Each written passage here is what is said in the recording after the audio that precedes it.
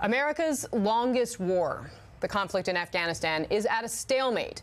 That from the general who's commanded U.S. forces in the country for a year and a half in an exclusive interview with NBC's Hans Nichols.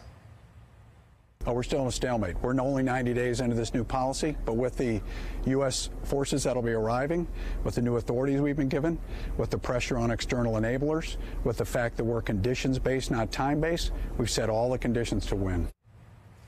The general also said that he's heard reports of Russia providing support to the Taliban with small arms. NBC's Hans Nichols joins us from Kandahar, Afghanistan. Hans, that was a pretty frank assessment from the general this Thanksgiving, no?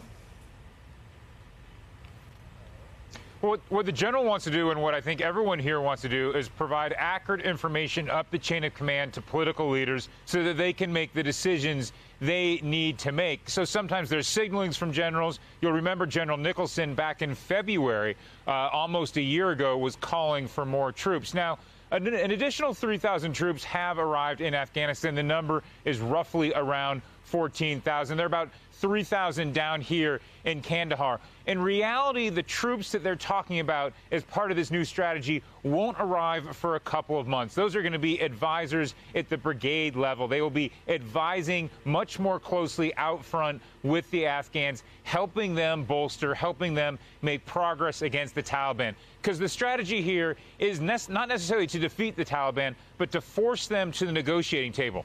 With counterterrorism, with ISIS in the east of the country, still pockets of al-Qaeda, the goal is annihilation. But for the Taliban, it's to bring them to the negotiating table, and that's why they're here for the long term. This is a conditions-based approach. And when you look at the U.S. footprint here, they really are trying to strike a quality of life for their soldiers here. For example, we talked to several soldiers whose wives are expecting children. They're going to be able to fly back for those life events. That's really the goal here as you look at a long-term solution and a long-term presence. Now, when I spoke to General Nicholson, though, I asked him whether or not he would be long-term in this country. Have a listen. NBC News has reported that the president wanted to relieve you of command. Do you have confidence that you have the president's confidence? Yes. What makes you say that? Because of the authorities I've been given and the policy that we received on August 21st. It's everything I asked for. Now, Casey, most of the missions that go outside of the wire here are either one, clearing roads, route clearance, making sure that roads are free of VBIDs, that's vehicle-borne improvised explosive device, and also this task force called the Guardian Angels.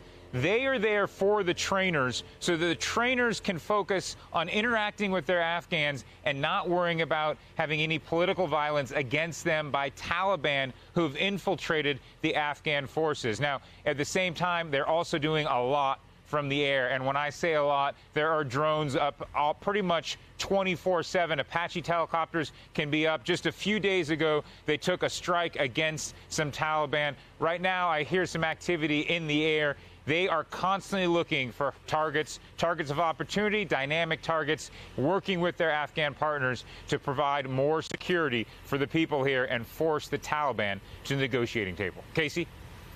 NBC's Hans Nichols, thanks to you, and most importantly, thanks to the men and women who are fighting for us in Kandahar, Afghanistan, and in fact, across the world on this Thanksgiving Day. Thank you.